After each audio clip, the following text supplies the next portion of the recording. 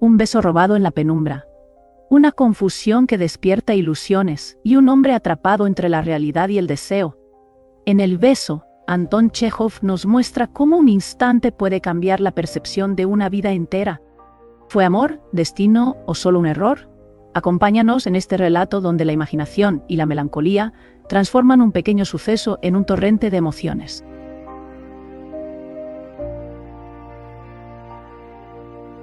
El 20 de mayo a las 8 de la tarde, las 6 baterías de la Brigada de Artillería de la Reserva de N, que se dirigían al campamento, se detuvieron a pernoctar en la aldea de Mestechi. En el momento de mayor confusión, cuando unos oficiales se ocupaban de los cañones y otros, reunidos en la plaza junto a la verja de la iglesia, escuchaban a los aposentadores. Por detrás del templo apareció un jinete en traje civil, montando una extraña cabalgadura. El animal, un caballo bayo, pequeño, de hermoso cuello y cola corta, no caminaba de frente, sino un poco al sesgo, ejecutando con las patas pequeños movimientos de danza, como si se las azotaran con el látigo. Llegado ante los oficiales, el jinete alzó levemente el sombrero y dijo: Su Excelencia, el Teniente General von Rabeck, propietario del lugar, invita a los señores oficiales a que vengan sin dilación a tomar el té en su casa. El caballo se inclinó, se puso a danzar y retrocedió de flanco. El jinete volvió a alzar levemente el sombrero y un instante después desapareció con su extraña montura tras la iglesia. «Maldita sea», rezongaban algunos oficiales al dirigirse a sus alojamientos. «Con las ganas que uno tiene de dormir y el von Rabeck, ese nos viene ahora con su té. Ya sabemos lo que eso significa». Los oficiales de las 6 baterías recordaban muy vivamente un caso del año anterior, cuando durante unas maniobras, un conde terrateniente y militar retirado los invitó del mismo modo a tomar el té, y con ellos a los oficiales de un regimiento de cosacos. El conde, hospitalario y cordial, los colmó de atenciones, les hizo comer y beber, no les dejó regresar a los alojamientos que tenían en el pueblo y les acomodó en su propia casa. Todo eso estaba bien, y nada mejor cabía desear, pero lo malo fue que el militar retirado se entusiasmó sobremanera al ver aquella juventud. Y hasta que rayó el alba les estuvo contando episodios de su hermoso pasado, los condujo por las estancias, les mostró cuadros de valor, viejos grabados y armas raras, les leyó cartas autógrafas de encumbrados personajes, mientras los oficiales, rendidos y fatigados, escuchaban y miraban deseosos de verse en sus camas, bostezaban con disimulo acercando la boca a sus mangas. Y cuando por fin el dueño de la casa los dejó libres, era ya demasiado tarde para irse a dormir. ¿No sería también de ese estilo el tal von Rabeck? Lo fuese o no, nada podían hacer. Los oficiales se cambiaron de ropa, se cepillaron y marcharon en grupo a buscar la casa del terrateniente. En la plaza, cerca de la iglesia, les dijeron que a la casa de los señores podía irse por abajo. Detrás de la iglesia se descendía al río, se seguía luego por la orilla hasta el jardín, donde las avenidas conducían hasta el lugar. O bien se podía ir por arriba, siguiendo desde la iglesia directamente el camino que a media versta del poblado pasaba por los graneros del señor. Los oficiales decidieron ir por arriba. «¿Quién será ese von Rabeck?», comentaban por el camino. «No será aquel que en Pleven mandaba la división en de caballería. No, aquel no era von Rabeck, sino simplemente Rabeck, sin von. ¡Ah, qué tiempo más estupendo!». Ante el primer granero del señor, el camino se bifurcaba. Un brazo seguía en línea recta y desaparecía en la oscuridad de la noche. El otro, a la derecha, conducía a la mansión señorial. Los oficiales tomaron a la derecha y se pusieron a hablar en voz más baja. A ambos lados del camino se extendían los graneros con muros de albañilería y techumbre roja, macizos y severos, muy parecidos a los cuarteles de una capital de distrito. Más adelante brillaban las ventanas de la mansión. «Señores, buena señal», dijo uno de los oficiales. «Nuestro setter va delante de todos. Eso significa que olfatea una presa». El teniente Lovitko, que iba en cabeza, alto y robusto, pero totalmente lampiño, tenía más de 25 años, pero en su cara redonda y bien cebada aún no aparecía el pelo. Váyase a saber por qué. Famoso en toda la brigada por su olfato y habilidad para adivinar a distancia la presencia femenina, se volvió y dijo: «Sí, aquí debe de haber mujeres. Lo noto por instinto». Junto al umbral de la casa recibió a los oficiales von Rabeck en persona, un viejo de venerable aspecto que frisaría en los 60 años, vestido en traje civil. Al estrechar la mano a los huéspedes, dijo que estaba muy contento y se sentía muy feliz, pero rogaba encarecidamente a los oficiales que, por el amor de Dios, le perdonaran si no les había invitado a pasar la noche en casa. Habían llegado de visita 2 hermanas suyas con hijos, hermanos y vecinos, de suerte que no le quedaba ni una sola habitación libre. El general les estrechaba la mano a todos, se excusaba y sonreía, pero se le notaba en la cara que no estaba ni mucho menos tan contento por la presencia de los huéspedes como el conde del año anterior, y que solo había invitado a los oficiales por entender que así lo exigían los buenos modales. Los propios oficiales, al subir por la escalinata alfombrada y escuchar sus palabras, se daban cuenta de que los habían invitado a la casa únicamente porque resultaba violento no hacerlo, y al ver a los criados apresurarse a encender las luces abajo en la entrada y arriba en el recibidor, empezó a parecerles que con su presencia habían provocado inquietud y alarma.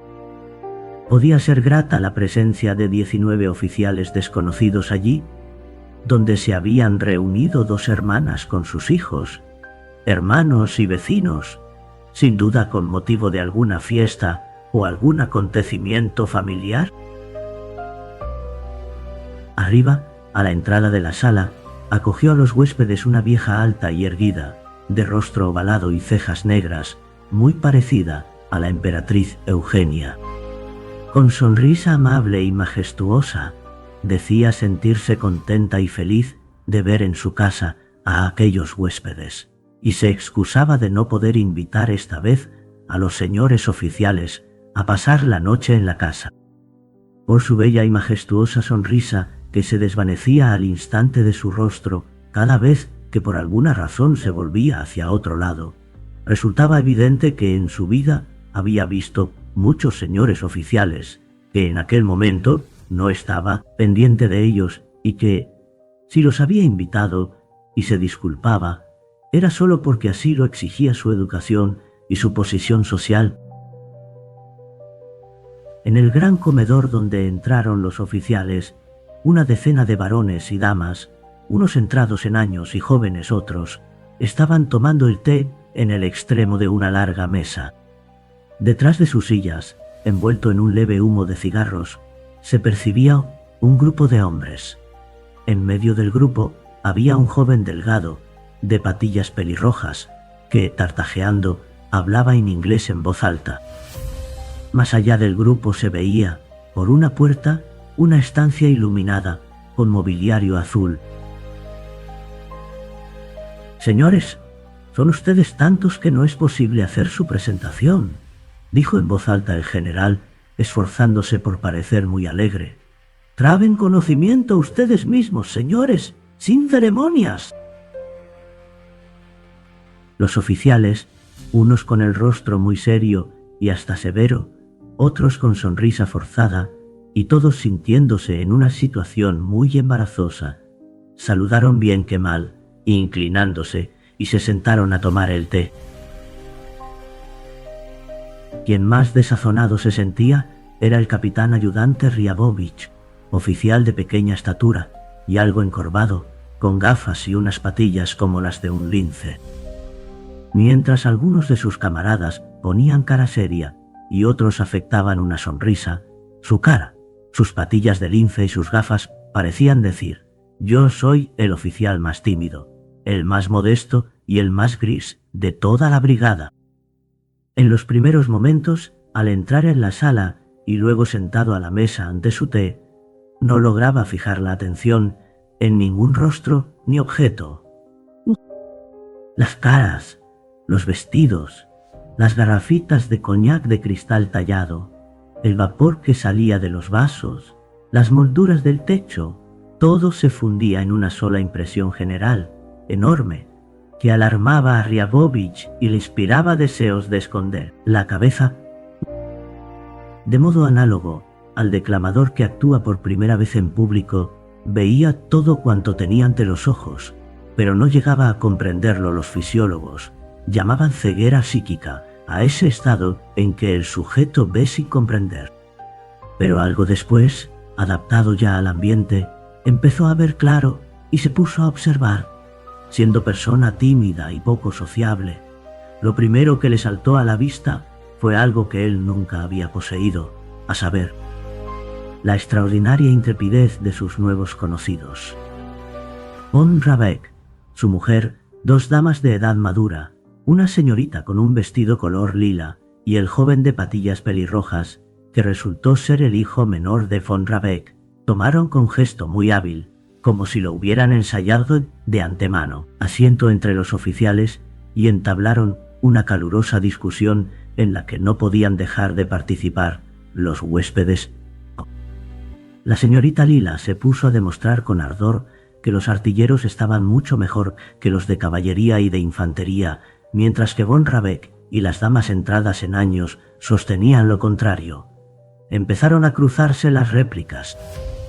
Riabovich observaba a la señorita Lila, que discutía con gran vehemencia cosas que le eran extrañas y no le interesaban en absoluto, y advertía que en su rostro aparecían y desaparecían sonrisas afectadas.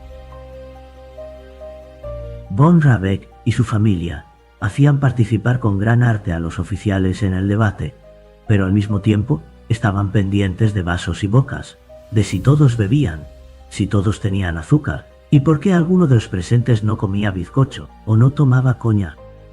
A Riabovich, cuanto más miraba y escuchaba, tanto más agradable le resultaba aquella familia falta de sinceridad, pero magníficamente disciplinada.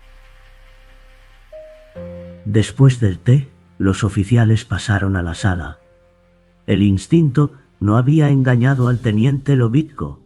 En la sala había muchas señoritas y damas jóvenes.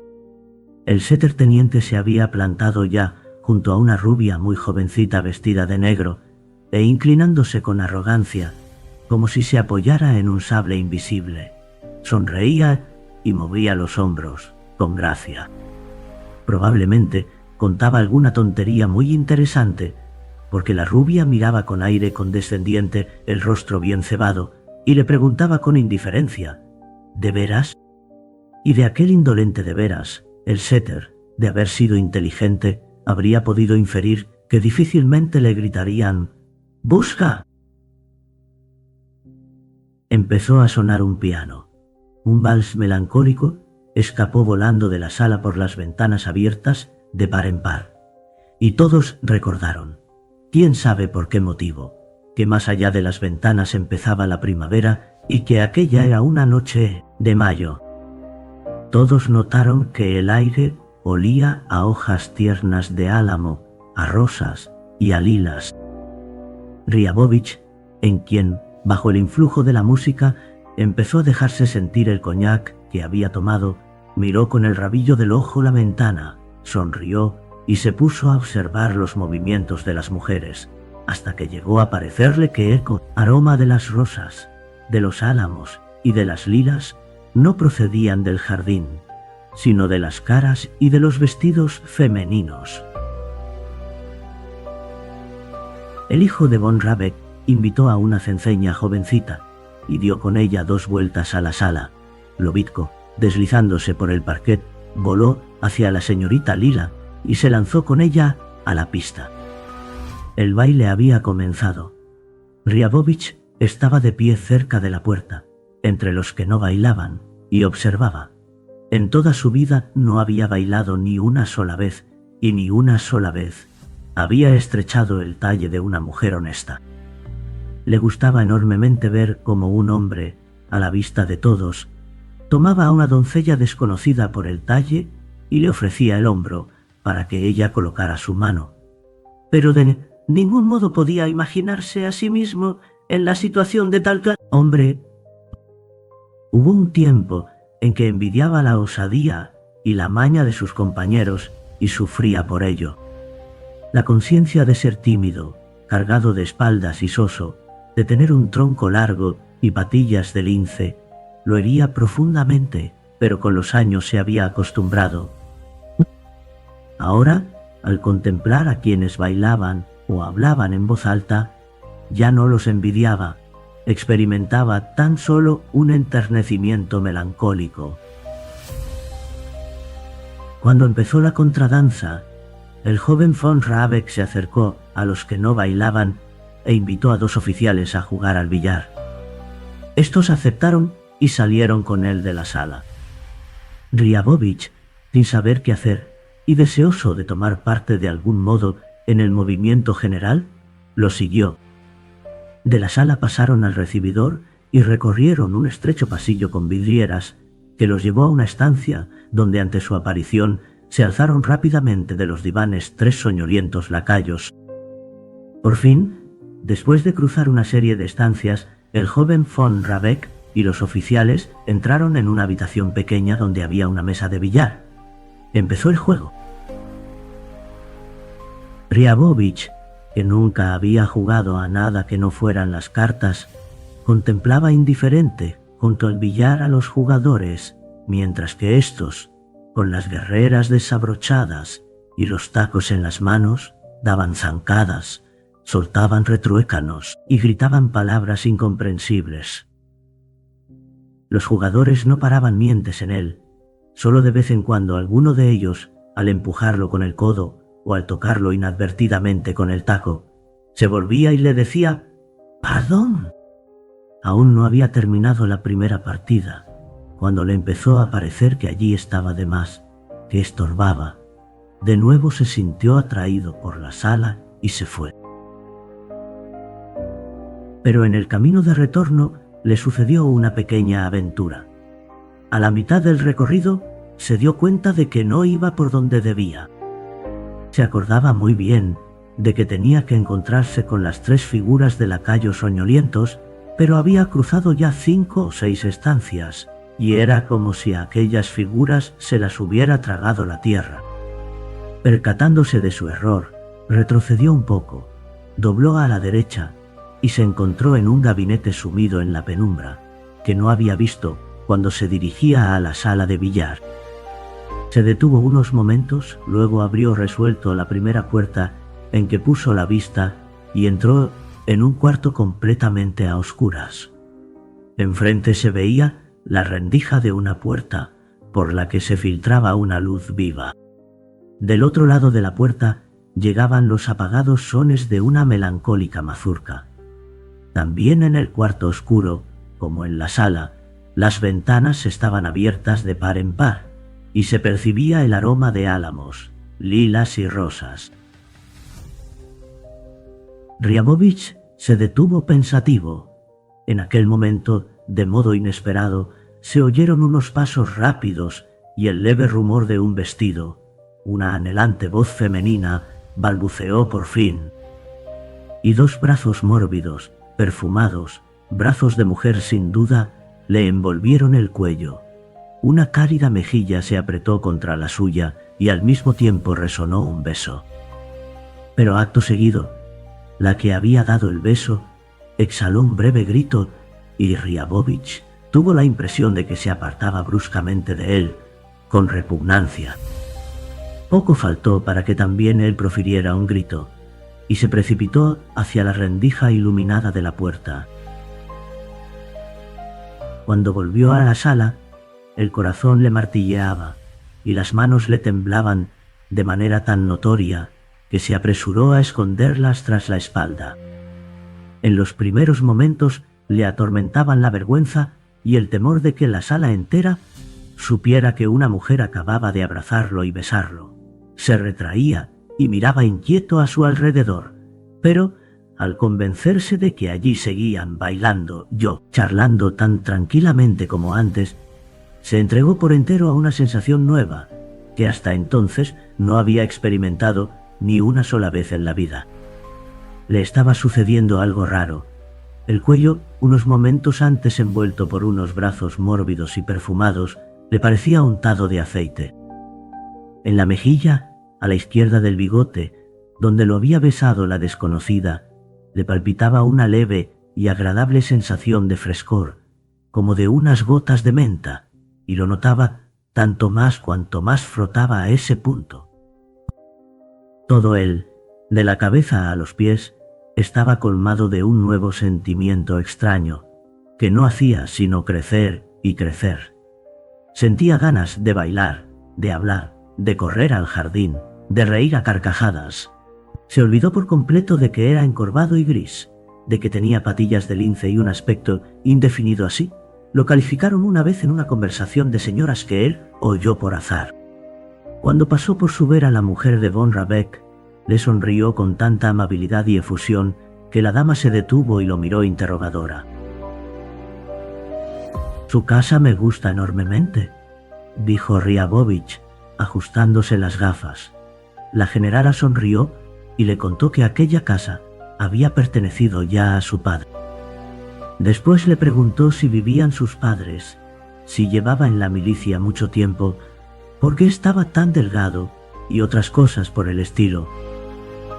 Contestadas sus preguntas, siguió ella su camino, pero después de aquella conversación Riabovich comenzó a sonreír aún con más cordialidad y a pensar que lo rodeaban unas personas magníficas. Durante la cena, Riabovich comió maquinalmente todo cuanto le sirvieron.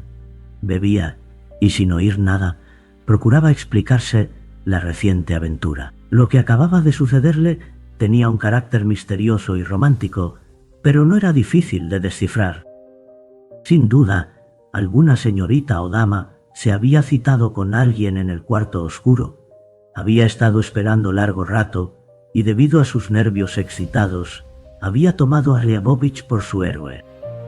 Esto resultaba más verosímil dado que Riabovich, al pasar por la estancia oscura, se había detenido caviloso, es decir, tenía el aspecto de una persona que también espera algo. Así se explicaba Riabovich el beso que había recibido. «Pero, ¿quién será ella?», pensaba, examinando los rostros de las mujeres. «Debe de ser joven, porque las viejas no acuden a las citas». Estaba claro, por otra parte, que pertenecía a un ambiente cultivado, y eso se notaba por el rumor del vestido, por el perfume, por la voz. Detuvo la mirada en la señorita Lila, que le gustó mucho. Tenía hermosos hombros y brazos, rostro inteligente y una voz magnífica. Riabovich deseó, al contemplarla, que fuese precisamente ella y no otra la desconocida. Pero la joven se echó a reír con aire poco sincero y arrugó su larga nariz, que le pareció la nariz de una vieja. Entonces trasladó la mirada a la rubia vestida de negro. Era más joven, más sencilla y espontánea. Tenía unas sienes encantadoras y se llevaba la copa a los labios con mucha gracia. Entonces Riabovich habría deseado que esa fuese aquella. Pero poco después le pareció que tenía el rostro plano y volvió los ojos hacia su vecina. «Es difícil adivinar», pensaba, dando libre curso a su fantasía. «Si de la del vestido lila se tomaran solo los hombros y los brazos, se les añadieran las sienes de la rubia y los ojos de aquella que está sentada a la izquierda del obispo, entonces...». Hizo en su mente esa adición y obtuvo la imagen de la joven que lo había besado, la imagen que él deseaba, pero que no lograba descubrir en la mesa. Terminada la cena, los huéspedes, ahitos y algo achispados, empezaron a despedirse y a dar las gracias. Los anfitriones volvieron a disculparse por no poder ofrecerles alojamiento en la casa.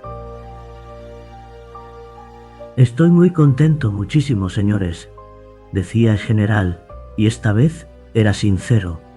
Probablemente porque al despedir a los huéspedes, la gente suele ser bastante más sincera y benévola que al darles la bienvenida.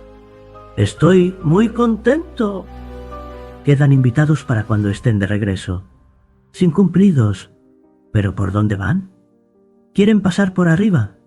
No, vayan por el jardín. Por abajo. El camino es más corto. Los oficiales se dirigieron al jardín. Después de la brillante luz y de la algazara, pareció muy oscuro y silencioso. Caminaron sin decir palabra hasta la portezuela.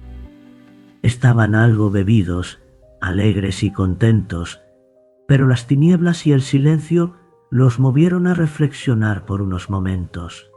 Probablemente a cada uno de ellos, como a Ryabovich, se le ocurrió pensar en lo mismo. Llegaría también para ellos alguna vez el día en que, como Rabek, tendrían una casa grande, una familia, un jardín y la posibilidad, aunque fuera con poca sinceridad, de tratar bien a las personas, de dejarlas ahitas, achispadas y contentas. Salvada la portezuela, se pusieron a hablar todos a la vez y a reír estrepitosamente, sin causa alguna. Andaban ya por un sendero que descendía hacia el río y corría luego junto al agua misma, rodeando los arbustos de la orilla, los reollos y los sauces que colgaban sobre la corriente. La orilla y el sendero apenas se distinguían, y la orilla opuesta se hallaba totalmente sumida en las tinieblas.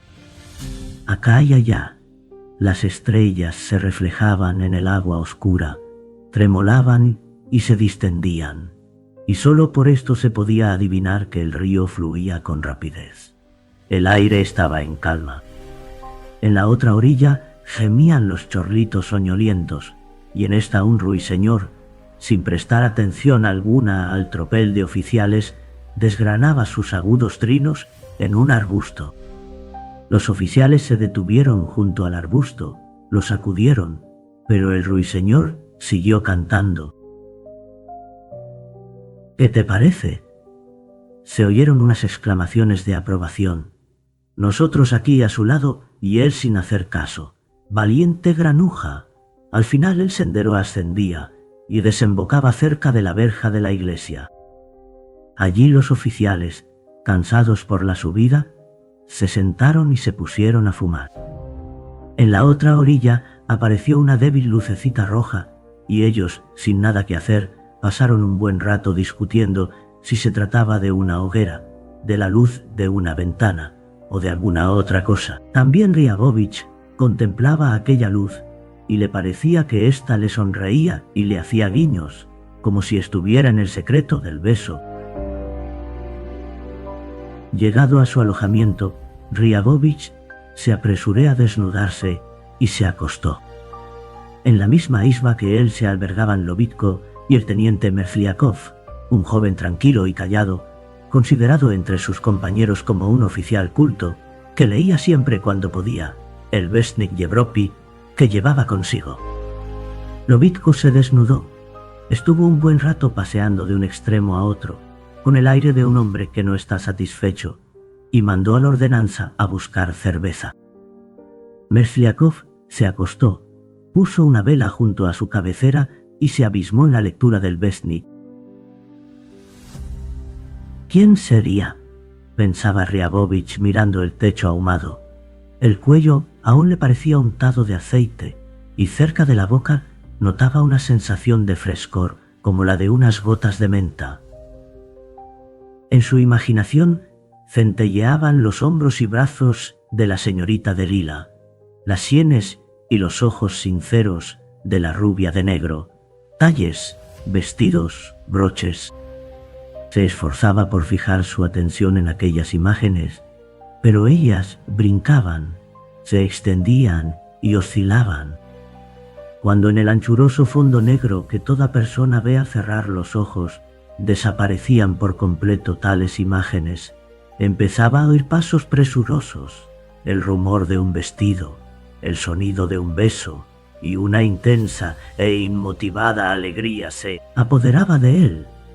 Mientras se entregaba a este gozo, oyó que volvía el ordenanza y comunicaba que no había cerveza. Lobitko se indignó y se puso a dar zancadas otra vez. «Sí será idiota», decía, deteniéndose ya ante Ryabovich, ya ante Mersliakov. «Se necesita ser estúpido e imbécil para no encontrar cerveza. Bueno, ¿no dirán que no es un canalla?»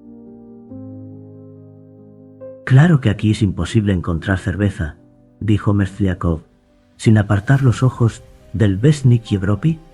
«¿No?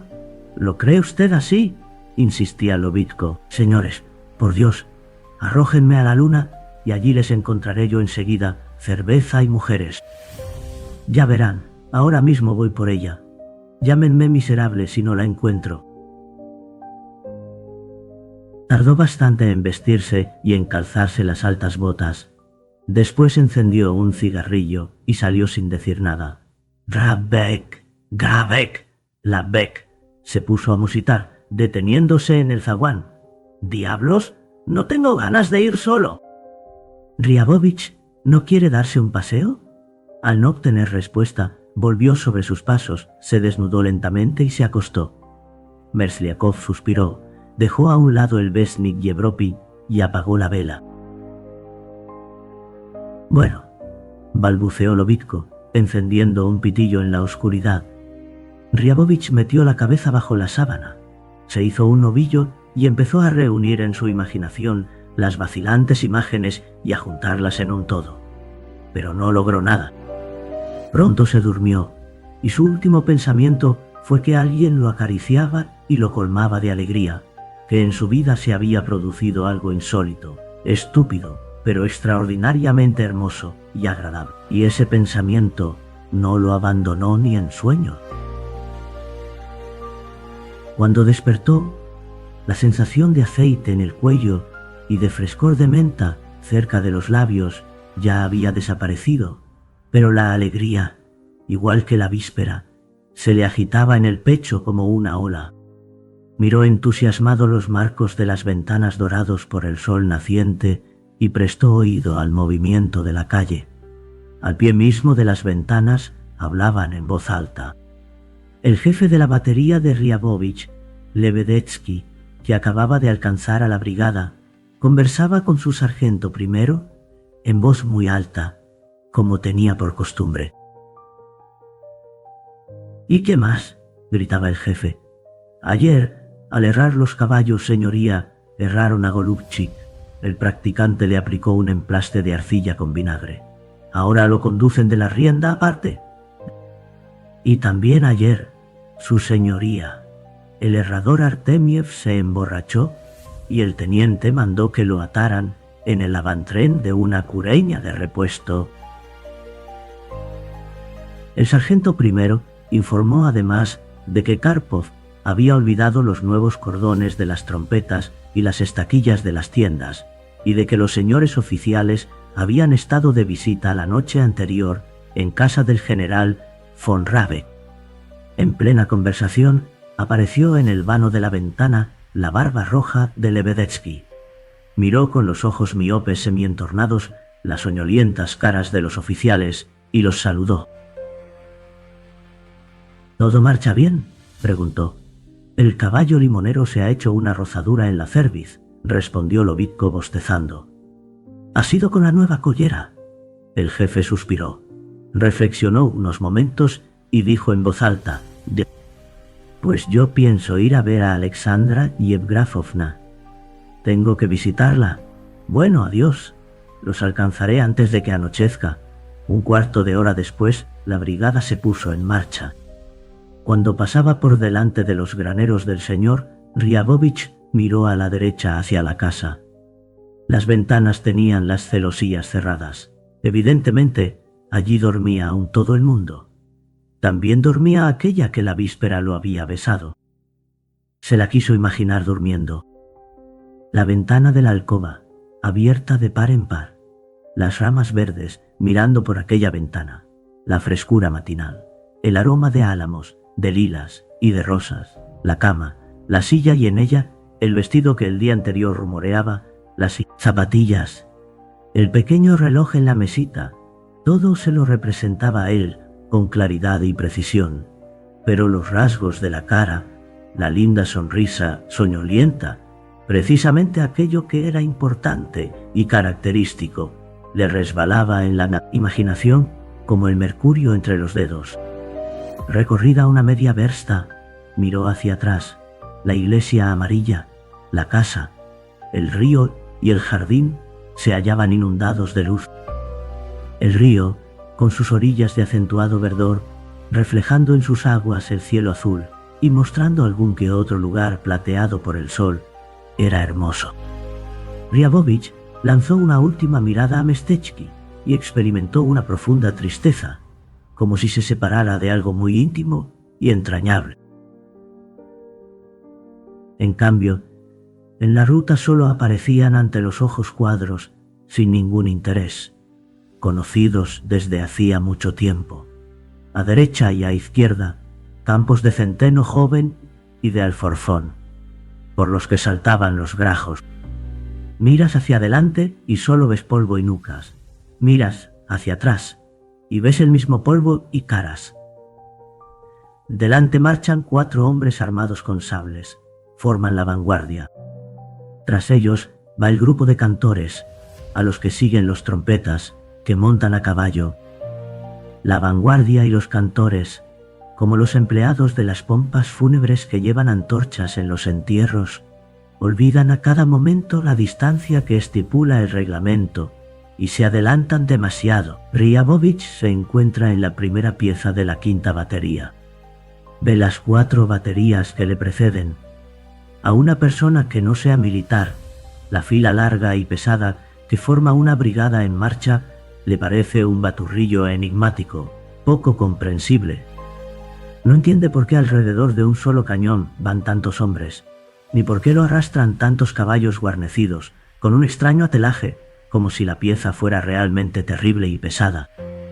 En cambio, para Riabovich todo es comprensible, y por ello carece del menor interés. Sabe hace ya tiempo por qué al frente de cada batería cabalga junto al oficial un vigoroso suboficial y por qué se llama delantero. A la espalda de este suboficial se ve al conductor del primer par de caballos y luego al del par central. Riabovich sabe que los caballos de la izquierda, en los que los conductores montan, se llaman de ensillar y los de la derecha se llaman de refuerzo. Eso no tiene ningún interés. Detrás del conductor van 2 caballos limoneros. Uno de ellos lo cabalga un jinete con el polvo de la última jornada en la espalda y con un madero tosco y ridículo sobre la pierna derecha. Riabovich sabe para qué sirve ese madero y no le parece ridículo. Todos los que montan a caballo agitan maquinalmente los látigos y de vez en cuando gritan. El cañón por sí mismo es feo. En el avantren van los sacos de avena, cubiertos con una lona impermeabilizada, y del cañón, propiamente dicho, cuelgan teteras, macutos de soldado y saquitos. Todo eso le da un aspecto de pequeño animal inofensivo al que, no se sabe por qué razón, rodean hombres y caballos. A su flanco, por la parte resguardada del viento, marchan balanceando los brazos 6 servidores.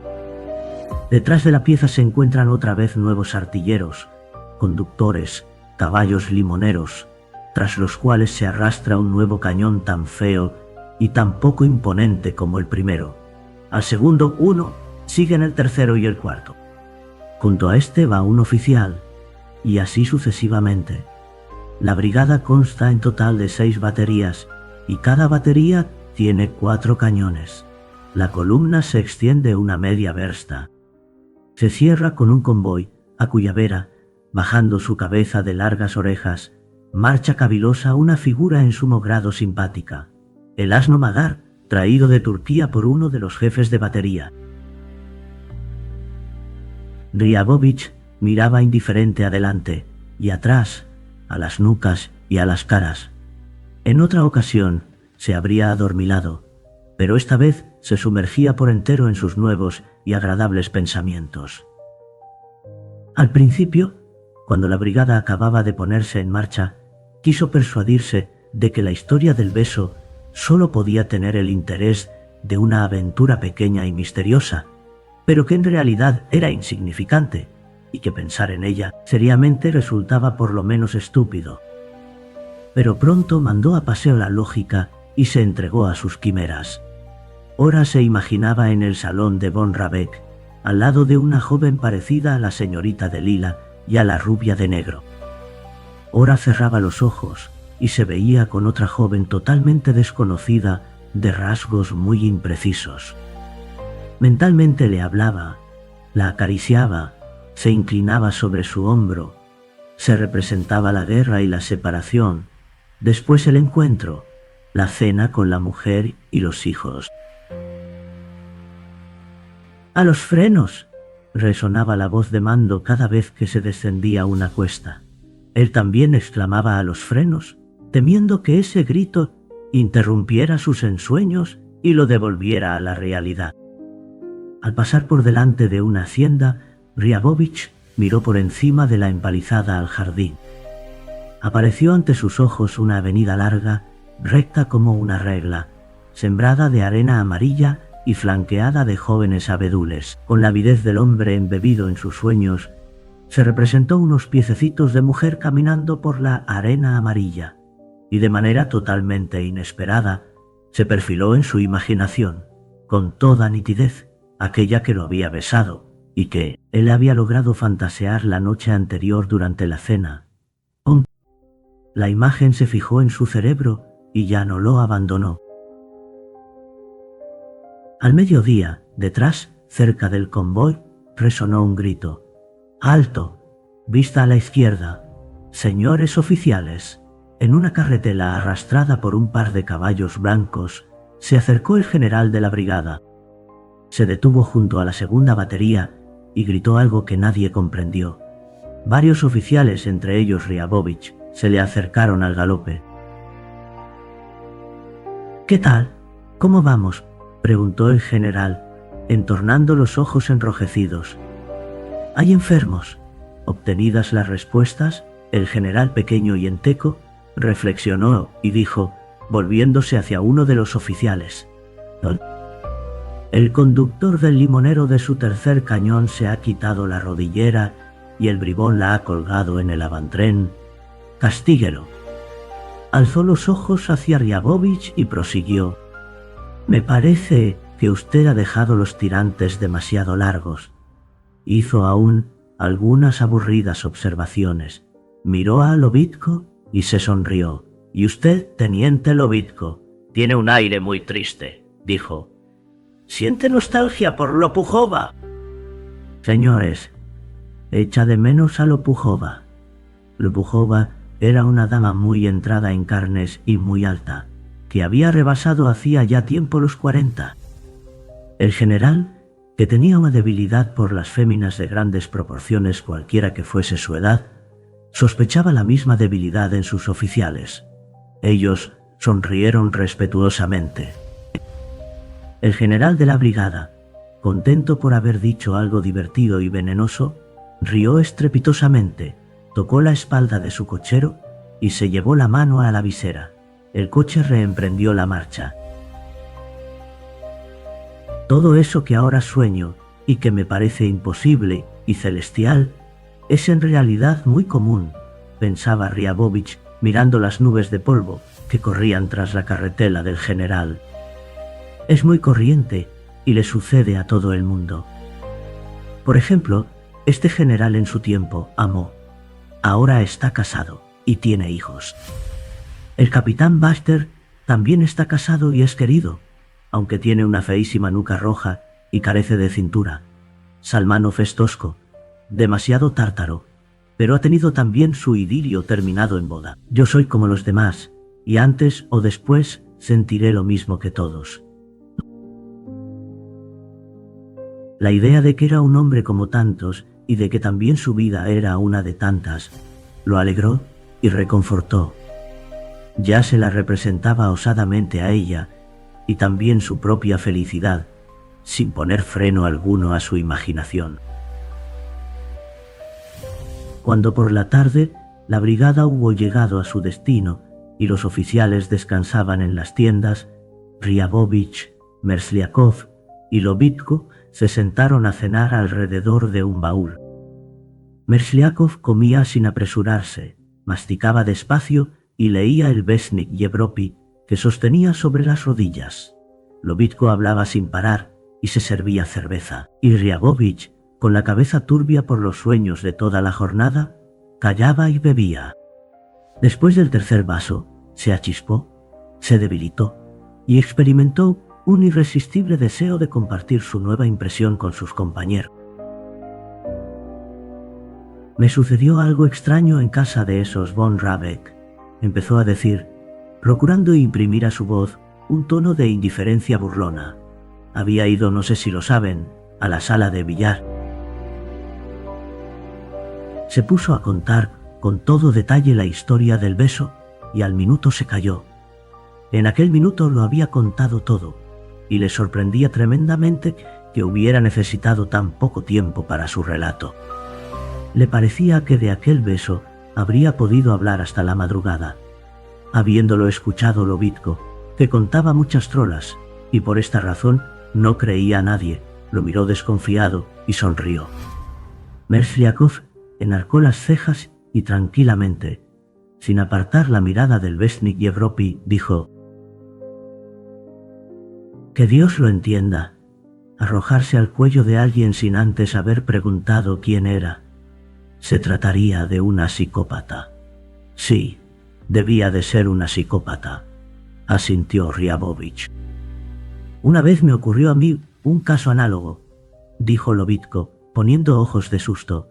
«Iba el año pasado a Kovno. Tomé un billete de segunda clase. El vagón estaba de bote en bote y no había manera de dormir. Di medio rublo al revisor. Él cogió mi equipaje y me condujo a un compartimiento. Me acosté y me cubrí con la manta. Estaba oscuro, ¿comprenden? De súbito noté que alguien me ponía la mano en el hombro y respiraba ante mi cara. Abrí los ojos y figúrense, era una mujer. Los ojos negros, los labios rojos como carne de salmón, las aletas de la nariz latiendo de pasión frenesí, los senos, unos amortiguadores de tren. «Permítame», lo interrumpió tranquilamente Mersliakov. «Lo de los senos se comprende. Pero ¿cómo podía usted ver los labios? ¿Si estaba oscuro?» Lobitko empezó a salirse por la tangente y a burlarse de la poca perspicacia de Mersliakov. Esto molesté a Ryabovich, que se apartó del baúl, se acostó y se prometió no volver a hacer nunca confidencias. Empezó la vida del campamento. Transcurrían los días muy semejantes unos a los otros. Durante todos ellos, Ryabovich se sentía, pensaba y se comportaba como un enamorado. Cada mañana, cuando el ordenanza lo ayudaba a levantarse, al echarse agua fría a la cabeza, se acordaba de que había en su vida algo bueno y afectuoso. Por las tardes, cuando sus compañeros se ponían a hablar de amor y de mujeres, él escuchaba, se les acercaba y adoptaba una expresión como la que suele aflorar en los rostros de los soldados al oír el relato de una batalla en la que ellos mismos han participado. Y las tardes en que los oficiales superiores, algo alegres, con el séter Lobitko a la cabeza, emprendían alguna correría donjuanesca por el arrabal, Ryabovich, que tomaba parte en tales salidas, solía ponerse triste, se sentía profundamente culpable y mentalmente le pedía a ella perdón. En las horas de ocio o en las noches de insomnio, cuando le venían ganas de rememorar su infancia, a su padre, a su madre y en general Todo lo que era familiar y entrañable. También se acordaba infaliblemente de Mestechki, del raro caballo, de von Rabeck, de su mujer parecida a la emperatriz Yevgenia, del cuarto oscuro, de la rendija iluminada de la puerta. El 31 de agosto regresaba del campamento, pero ya no con su brigada, sino con 2 baterías. Durante todo el camino soñó y se impacientó como si volviera a su lugar natal. Deseaba con toda el alma ver de nuevo el caballo extraño, la iglesia, la insincera familia von Rabeck y el cuarto oscuro. La voz interior, que con tanta frecuencia engaña a los enamorados, le susurraba, quién sabe por qué, que la vería sin falta. Unos interrogantes lo torturaban. ¿Cómo se encontraría con ella? ¿De qué le hablaría? ¿No habría olvidado ella el beso? En el peor de los casos, pensaba, aunque no se encontraran, para él ya resultaría agradable el mero hecho de pasar por el cuarto oscuro y recordar. Hacia la tarde se divisaron en el horizonte la conocida iglesia y los blancos graneros. A Ryabovich empezó a palpitarle el corazón. No escuchaba al oficial que cabalgaba a su lado y le decía alguna cosa. Se olvidó de todo contemplando con avidez el río que brillaba en lontananza, la techumbre de la casa, el palomar encima, del cual revoloteaban las palomas iluminadas por el sol poniente. Se acercaron a la iglesia y luego, al escuchar al aposentador, esperaba a cada instante que por detrás del templo apareciera el jinete e invitara a los oficiales a tomar el té, pero el informe de los aposentadores tocó a su fin. Los oficiales bajaron de sus cabalgaduras y se dispersaron por el pueblo, y el jinete no comparecía. Ahora von Rabeck se enterará de nuestra llegada por los mujiks y mandará por nosotros, pensaba Ryabovich al entrar en una isba, sin comprender por qué su compañero encendía una vela, ni por qué los ordenanzas se apresuraban a preparar los samovares. Una penosa inquietud se apoderó de él. Se acostó, después se levantó y miró por la ventana si llegaba el jinete, pero no había jinete. Volvió a acostarse.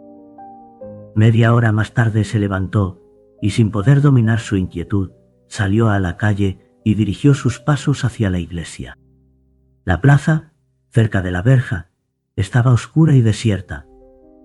3 soldados se habían detenido, juntos y callados, al mismísimo borde del sendero. Al ver a Ryabovich, salieron de su ensimismamiento y lo saludaron. Él se llevó la mano a la visera y empezó a bajar por el conocido sendero. Por encima de la otra orilla, el cielo se había teñido de un color purpúreo. Salía la luna. 2 campesinas, charlando en voz alta, andaban por un huerto arrancando hojas de col. Tras los huertos negreaban algunas isbas, y en la orilla de este lado todo era igual que en mayo: el sendero, los arbustos, los sauces inclinados sobre el agua. Solo no se oía al valiente ruiseñor, ni se notaba olor a álamo y a hierba tierna. Ante el jardín, Ryabovich miró por la portezuela. El jardín estaba oscuro y silencioso. Solo se distinguían los troncos blancos de los abedules próximos y un pequeño tramo de la avenida. Todo lo demás se confundía en una masa negra. Ryabovich aguzaba el oído y miraba ávidamente, pero tras haber permanecido allí alrededor de un cuarto de hora, sin oír ni un ruido y sin haber visto una luz, volvió sobre sus pasos. Se acercó al río. Ante él se destacaban la caseta de baños del general y unas sábanas colgadas en las barandillas del puentecillo. Subió al pequeño puente, se detuvo un poco, tocó sin necesidad una de las sábanas, que encontró áspera y fría. Miró hacia abajo, al agua. El río se deslizaba rápido y apenas se le oía rumorear junto a los pilotes de la caseta. La luna roja se reflejaba cerca de la orilla. Pequeñas ondas corrían por su reflejo, alargándola, despedazándola. como si quisieran llevársela. Qué estúpido, pensaba Riabovich contemplando la corriente. Qué poco inteligente es todo esto. Ahora que ya no esperaba nada, la historia del beso, su impaciencia, sus vagas esperanzas y su desencanto se le aparecían con vívida luz. Ya no le parecía extraño que no se hubiera presentado el jinete enviado por el general, ni no ver nunca a aquella que casualmente lo había besado a él en lugar de otro. Al contrario, lo raro sería que la viera. El agua corría, no se sabía hacia dónde ni para qué. Del mismo modo corría en mayo. El riachuelo, en el mes de mayo, había desembocado en un río caudaloso y el río en el mar. Después se había evaporado, se había convertido en lluvia, y quién sabe si aquella misma agua no era la que en este momento corría otra vez ante los ojos de Riabovich. ¿A santo de qué? ¿Para qué? Y el mundo entero, la vida toda, le parecieron a Riabovich una broma incomprensible y sin objeto. Apartando luego la vista del agua, y tras haber elevado los ojos al cielo, recordó otra vez cómo el destino en la persona de aquella mujer desconocida lo había acariciado por azar, se acordó de sus ensueños y visiones estivales, y su vida le pareció extraordinariamente aburrida, mísera y gris. Cuando regresó a su isba, no encontró en ella a ninguno de sus compañeros. El ordenanza le informó que todos se habían ido a casa del general von Triabkin, que había mandado un jinete a invitarlos. Por un instante, el gozo estalló en el pecho de Riabovich, pero él se apresuró a apagar aquella llama, se acostó y, para contrariar a su destino, como si deseara vejarle, no fue a casa del general.